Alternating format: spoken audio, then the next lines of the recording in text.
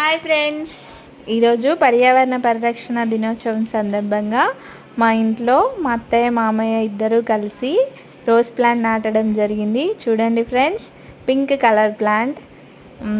మీరు కూడా ప్రతి ఒక్కరూ ఈరోజు ఏదో ఒక ప్లాంట్ని గుర్తుగా నాటండి, పర్యావరణాన్ని పరిరక్షించండి. ఈ డేని అందరూ సెలబ్రేట్ చేసుకోండి. ఇంకా ఫ్రెండ్స్, మీకు ఒక విషయం చెప్పాలనుకుంటున్నాం.